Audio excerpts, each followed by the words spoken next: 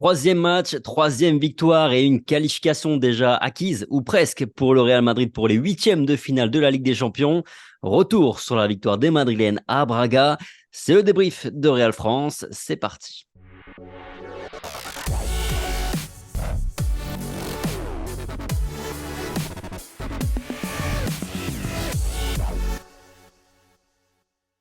Bonjour, bonsoir à tous. Ravi de vous retrouver ce soir pour une nouvelle vidéo, un petit débrief en compagnie de Rota. Salut Rota, comment ça va? Écoute, ça va, merci et toi? Écoute, ça va bien. Allez, partons pour le petit débrief là, avec un petit résumé du match comme d'habitude. On avait un Real qui va entrer très timidement dans son match, presque spectateur, pas mal d'erreurs techniques, je trouve. Mais c'est bien l'équipe de Carlo Ancelotti qui va ouvrir le score au quart d'heure de jeu grâce à Rodrigo, mais surtout au travail de Vinicius. S'en suivra une phase de gestion, je dirais, puisque Braca ne se montre pas très très dangereux, bien qu'ils aient quand même le ballon. 1-0 à la pause. Au retour des vestiaires, c'est sensiblement un peu le même schéma, la même chose. Et puis à l'heure de jeu, une fois de plus, le Real Madrid va piquer avec Jude Bellingham. On pense que le match est plié, mais Braga va revenir dans la foulée 2-1 et va avoir un vrai temps fort derrière jusqu'à l'entrée d'Aurélien Tchouaméni, où l'on passe d'ailleurs à quatre vrais milieux de terrain. Ça va stabiliser un petit peu tout ça. Vinicius va même va être à deux doigts de marquer le troisième but, mais hors jeu d'un bras, d'une épaule. Mais c'est bien 2-1, le score final. C'est quoi ton ressenti un chaud? Est-ce que c'est à chaud? Est-ce que c'est un score un petit peu flatteur pour le Real? Ouais, en tous les cas, on n'a pas vu un grand Real. On a vu une première mi-temps assez soporifique. C'était un peu mieux en termes de rythme en seconde période, mais c'était un petit peu le cas pour les deux équipes. C'était des deux côtés que ça s'est un petit peu plus animé. Braga a aussi été un peu plus incisif. Le Real était en gestion, mais une gestion qui a failli euh, prendre l'eau finalement parce que le schéma tactique choisi par Ancelotti sur la fin de match, personnellement, m'a un petit peu déplu. C'était un petit peu petit bras, petit joueur et on a fait se faire punir. Donc, ouais, c'était pas un très grand match de football, pas un très grand Real Madrid, c'était pas un très grand spectacle et on va se satisfaire du très beau résultat.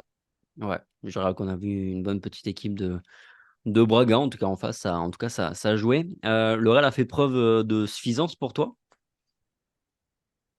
Je sais pas si c'est de la suffisance, mais en tous les cas, le Real a fait ce qu'il fait très souvent cette saison, c'est-à-dire que dès qu'il ouvre le score, voilà, il va essayer de temporiser, de jouer un petit peu à la baballe, de pas forcément appuyer pour faire le break rapidement. Et ça me chagrine un peu. J'imagine que toi aussi, à 3 jours enfin, à 4 jours du Classico, parce que c'est un peu ce qui peut nous arriver, ce qui nous arrive depuis quoi, allez, 8 10 ans au Classico, ou même si on peut se permettre d'être plus fort que l'adversaire, eh ben, on n'appuie pas sur le champignon, j'ai envie de dire. Et là, c'était un peu le cas ce soir. C'était le type de rencontre des derniers classicos qu'on a vu aujourd'hui face à Braga. C'était on ouvre le score et puis vas-y, ça va le faire, tout va être tranquille. On en met un deuxième et puis bah ça va, c'est tranquille aussi. Et puis au final, on arrive à se faire peur. Donc voilà, après, c'est une victoire à l'extérieur. Le gars perd très très peu à la maison, donc il faut aussi dire que c'est un très beau résultat. Mais après, c'est plus le contenu qui est dérangeant. Donc Real suffisant, je sais pas, mais un Real, voilà, petit moteur en tout cas. Un mot sur le 11 de départ de Carlo Ancelotti avec du classique, hein, avec juste quelques ajustements par rapport au dernier match. Retour quand même de Fran Garcia dans le 11, Nacho également, Modric, Camavinga titulaire. À noter aussi que Rosselló était plutôt pressenti d'après la presse pour démarrer, mais il est tombé malade hier. T'as un avis sur ce 11?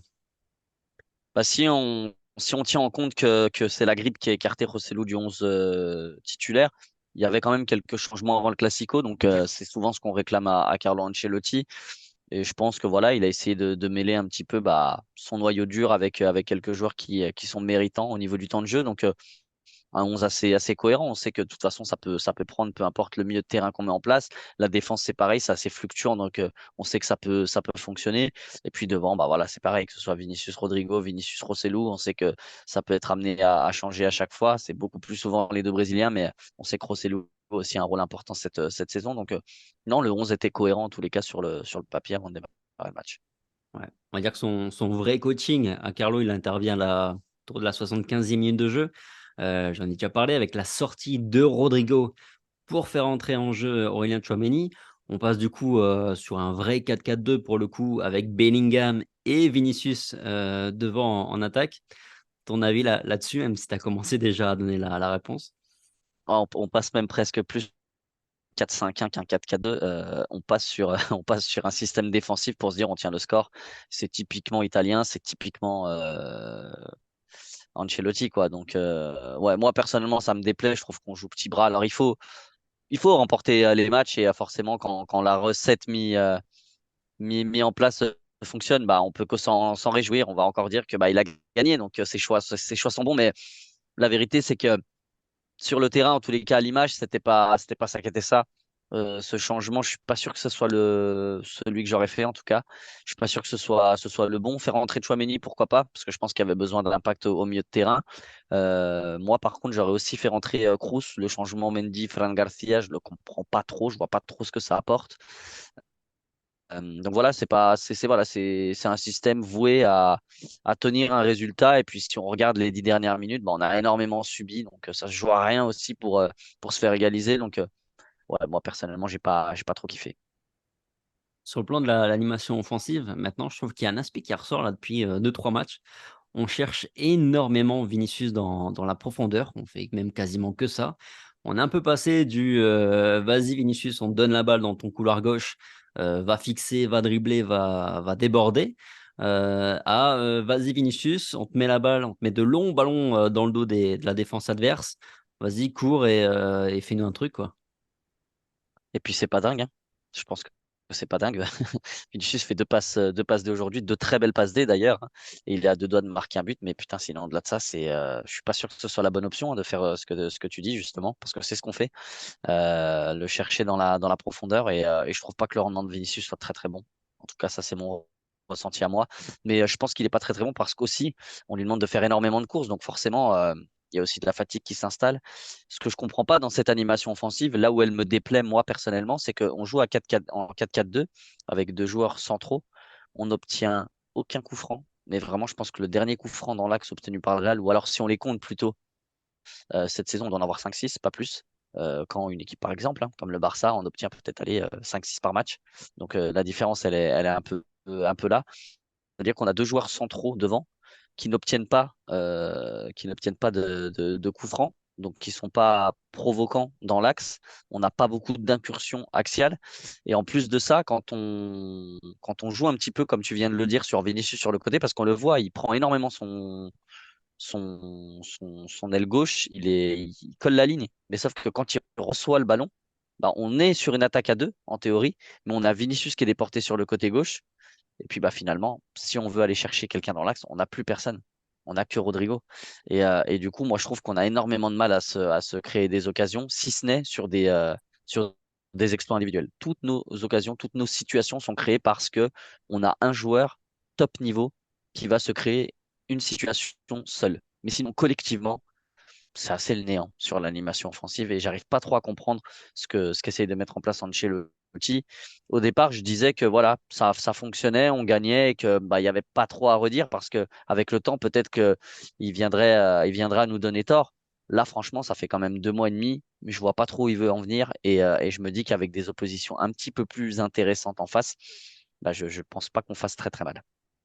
Mmh. Ouais, effectivement, c'est assez pauvre en termes d'animation. Ton MVP, tu mets quand même Vinicius en homme du match, non? Oh, pas du tout. Oh non. S'il y a un Non? MVP, j'espère vraiment. Quand j'ai vu qu'il était MVP ce soir à la télé, enfin, pour moi, c'est un scandale.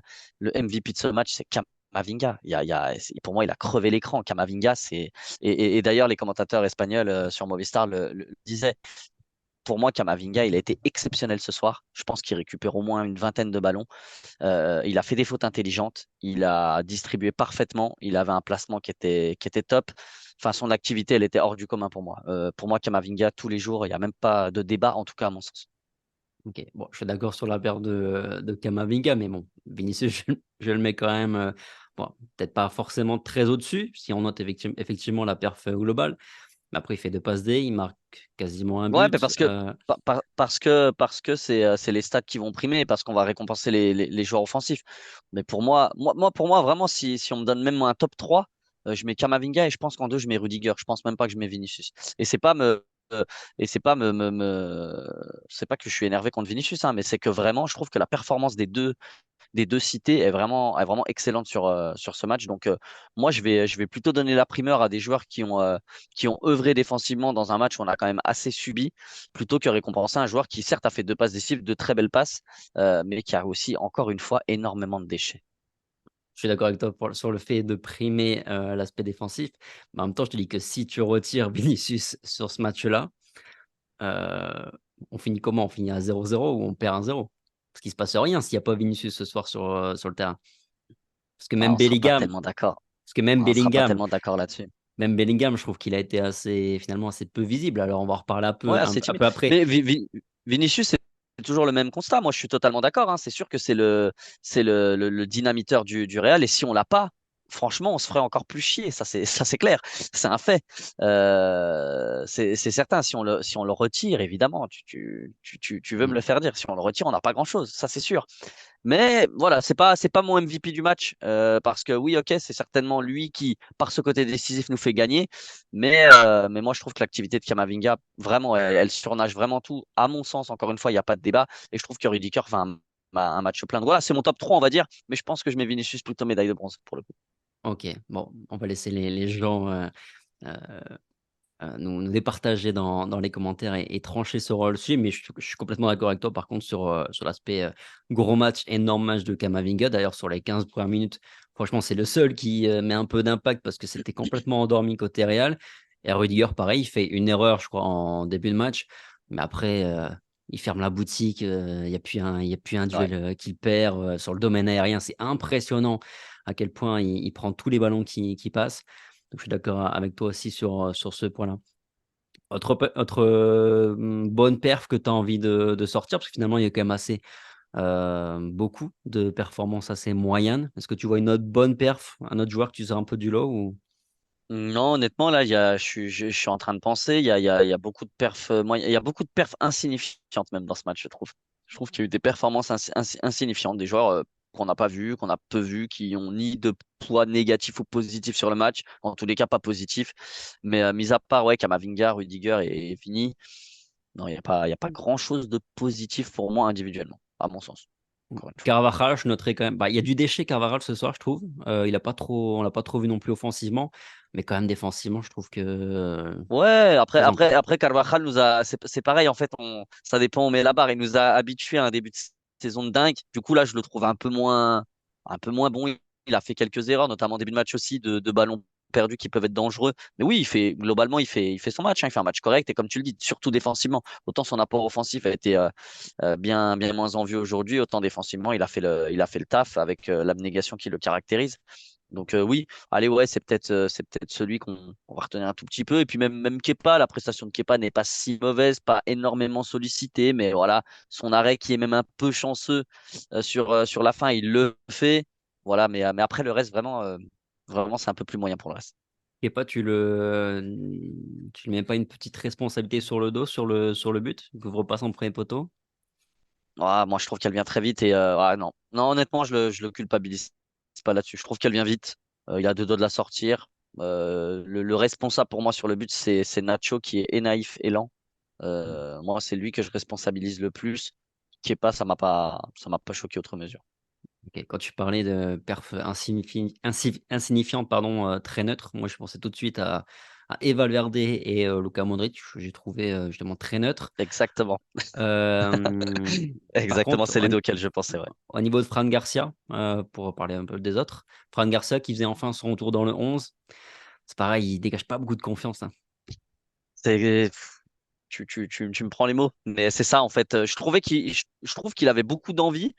Voilà, c'est une petite boule de nerfs. On a l'impression, il a envie de bien faire et il manque encore d'expérience. Voilà, je pense que, en tout cas, j'espère qu'avec avec les matchs, avec l'expérience, il va devenir un joueur redoutable. Mais pour le moment, c'est timide et en fait, il s'essoufflait au fur et à mesure du match. Donc autant comme je l'ai dit tout à l'heure, j'aurais pas forcément fait ce changement Mendy Fran Garcia. Et d'un autre côté, il est tellement peu rassurant que je peux comprendre ce changement. C'est-à-dire que je l'aurais pas forcément fait, mais je peux l'entendre parce que bah quand tu subis beaucoup, bah, l'impact d'un Mendy, la taille d'un Mendy, le jeu aérien de Mendy est certainement plus précieux que Fran Garcia dans des derniers instants. Donc voilà, ouais, il me rassure pas. Quand je le vois dans le duel sur le reculoir, il me rassure pas énormément. Et offensivement, ouais, c'est pas mauvais, mais c'est timide, c'est pas dingue non plus. Donc voilà, c'est pas les meilleurs débuts pour lui. Ça reste assez timoré. Et pour le moment, bah, voilà, il va falloir travailler davantage pour pouvoir s'imposer davantage dans le 11 du Real. Ouais, complètement. Rodrigo, tu le mets dans la catégorie insignifiante ou en Ouais, dessous des autres? c'est le troisième, ouais, c'est le troisième insignifiant, c'est-à-dire que il met son but, très chanceux, hein, on va pas se mentir, et au-delà de ça, il sert à rien sur ce match encore une fois. Et ça me fait mal de le dire parce que c'est vraiment un joueur que j'apprécie. Enfin, il y a personne que j'apprécie pas au Real, mais c'est un joueur que j'apprécie. C'est un très bon joueur, on le sait. Il a de la qualité, il a besoin de confiance. Et mais je pense vraiment pour le coup, déjà que pour Vinicius c'est dur, mais là je trouve qu'il, même si nous sur notre animation offensive on n'est pas bon, Vinicius se dit, je pense que c'est lui qui prend des responsabilités. C'est même pas une consigne d'Ancelotti. C'est lui qui se dit, moi je vais manger ma ligne côté gauche et puis je vais faire du Vini quoi. Rodrigo, lui, voilà, c'est pas un système pour lui, ça se voit, ça se sent, c'est pas un neuf, ni à deux, ni tout seul. Et voilà, ça donne des perfs comme ça très très neutres et très ennuyantes. On sent vraiment qu'il est perdu, hein. Niveau positionnement, il sait pas où aller parce qu'en fait, même cette liberté qu'il aime avoir, bouger un petit peu partout, on sent qu'il peut pas la prendre parce qu'il y a Bellingham qui occupe déjà un peu ce rôle-là. Ça fait qu'il reste devant, finalement dans l'axe, très dans l'axe, mais en même temps, il va pas forcément sur tous les ballons, qui arrivent dans la surface. C'est un peu dur ce que je vais dire, mais je pense que si Rosselló avait le même temps de jeu que lui cette saison, je pense que Rosselló, il serait déjà à 10 buts, en fait. Bah, et déjà, il a plus de buts que lui en étant sorti de banc à chaque fois. Après, tu sais ce qui me fait vraiment chier concernant Rodrigo, c'est que il a passé les 3 ans, peut-être, je crois, 3 ans à pas être bon à droite. Et l'année après celle où à droite, il commence à être pas mal, à prendre ses marques, à devenir un joueur en un contre un qui est bien plus redoutable que ce qu'il était, à devenir bah, le joueur qu'on n'avait plus depuis Gareth Bale à droite. On le repasse dans l'axe, dans un Mmh. 4-4-2 qui lui va pas du tout. Donc ça me fait chier parce que je me dis que il a acquis de la confiance en sortie de banc. Il est devenu un titulaire régulier à droite où il commençait à s'y plaire et on le passe dans un système qui lui va absolument pas, dont il n'a pas le profil. Et il y a cette perte de confiance. On le voit sur le but. Le but, il pense même pas au score, je pense. Il pense à son but et il était heureux. Il a sauté dans les bras de Vinicius et tu sentais un soulagement. Et c'est preuve d'un très gros manque de confiance. Et je suis pas sûr que sa prestation individuelle du soir, malgré le but, le rassure pour autant.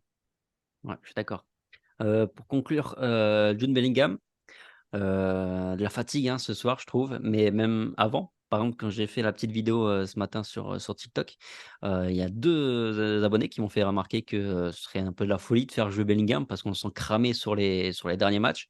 Je suis un peu d'accord avec ça, je trouve quand même qu'il y a de la fatigue, on sent qu'il y a de la fatigue, au niveau de Bellingham. Ce soir, il fait encore 88 minutes de jeu et il sort, je crois, parce que, Il crampe sent, ou crampe, voilà, il sent, j'espère, mais on voilà. espère, ouais. Je trouve quand même que sa gestion par Carlo Ancelotti est quand même assez dangereuse. Moi, je crains vraiment que ça se finisse par péter parce que depuis le début de saison, alors il y a un match, je sais plus c'est lequel, où il ne joue pas, mais sinon il joue tous les matchs et à chaque fois qu'il joue, il joue, l'intégralité du match ou quasiment. Je crois qu'il y a une fois peut-être où il est sorti. Ça commence à être, short, d'autant plus que je me rappelle très bien que sur la vidéo qu'on avait faite, la première, quand on avait, donné un petit peu notre avis sur Bellingham, tu avais noté qu'avec Dortmund, il faisait rarement les 90 minutes de jeu parce que c'est un joueur qui a une énorme débauche, d'énergie. On le voit très bien aussi avec le Real, hein, même là, ce soir, à la 75e minute de jeu, s'il faut faire un repli défensif, courir 30 mètres à fond, il le fait. Il Au les a fait, ouais. Real, il continue à jouer, il le fait, il joue malgré tous les 90 minutes de jeu. Attention, non? Ouais, alors après, ce que je me dis, moi je suis totalement d'accord avec ça, hein. Ce que je me dis, c'est que le match où il ne joue pas, c'est à sa demande. C'est lui qui dit j'ai besoin de repos, je suis fatigué euh, et je veux stopper. S'il le redit pas, je me dis que bah voilà, il doit se sentir. Après, il y a ce risque-là, c'est vrai, d'un joueur qui n'enchaînait pas 90 minutes, qui est très jeune, euh, mais qui enchaîne, tu le dis, des matchs complets. ou pratiquement. Donc attention, c'est clair. Moi, je pense qu'en plus, dans ce match-là, s'il y avait un changement qui aurait été pertinent, selon moi, selon mon analyse, c'est de faire rentrer Tony Kroos. Je pense qu'on avait besoin d'un catalyseur et de quelqu'un qui arrive à temporiser un petit peu. Donc Kroos pour Bellingham, 65, 70e, ça m'aurait plu. Ça lui aurait laissé un petit peu de repos à la veille d'un classico. Maintenant, voilà, c'est aussi ça le Real Madrid, c'est la capacité à devoir, à pouvoir enchaîner les matchs de haute intensité tous les 3 jours. Espérons que ça ne nous porte pas préjudice, comme tu l'as dit, et qu'ils ne viennent pas se blesser, parce que même si on a des alternatives au milieu de terrain, des joueurs de sa capacité, et surtout qui marquent autant de buts, bah, il n'y en a pas des masses et ça pourrait nous faire très mal. Ouais, moi je pense qu'il aurait dû le sortir après son but, tout simplement. Même si c'est vrai qu'on prend le 2-1 dans la foulée, donc forcément ça relance le match. Et que, à mon avis, Ça change les plans. Ancelotti se dit toujours: «Bon, Bellingham, s'il revenait à 2-2, c'est bien le mec, sur ce début de saison qui est capable de mettre le troisième. Mais moi j'aurais sorti effectivement. Après, ce que je me dis aussi côté positif, c'est que là, on a le classico. Derrière, on a une semaine avant le prochain match face au Rayo, au Bernabéu.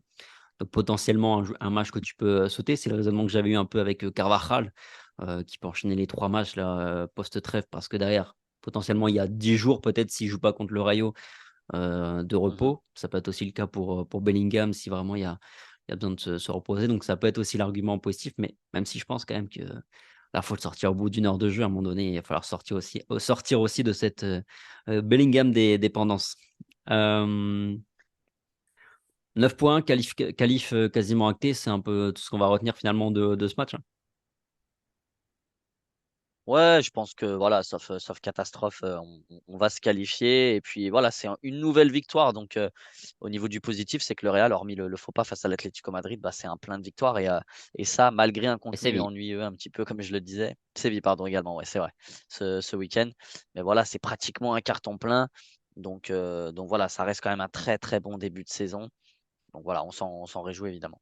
Ouais, et le point positif, également, et j'espère qu'Ancelotti va raisonner de la sorte, c'est que là, sur les 3 prochains matchs de Ligue des Champions, c'est aussi l'occasion de, véritablement, enfin, faire un peu tourner parce qu'on a un Brahim Diaz qui entre pas encore, ce soir, alors que sur les minutes de jeu qu'il a, souvent, il est quand même assez pertinent. On a le petit Arda Güler aussi qui va, espérons-le, normalement revenir la semaine prochaine. Pareil, ça pourrait permettre de le relancer un petit Ne peu, dis rien, ne dis rien. normalement normalement. Donc voilà, espérons que ça permette aussi de sur les 3 prochains matchs de faire un peu plus, tourner.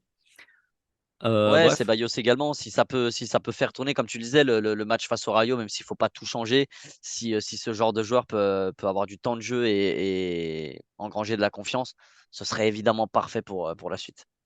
même si j'y crois pas entre nous, on en reparlera, mais contre le Rayo, je pense qu'après une semaine comme ça de repos, il va mettre l'équipe type.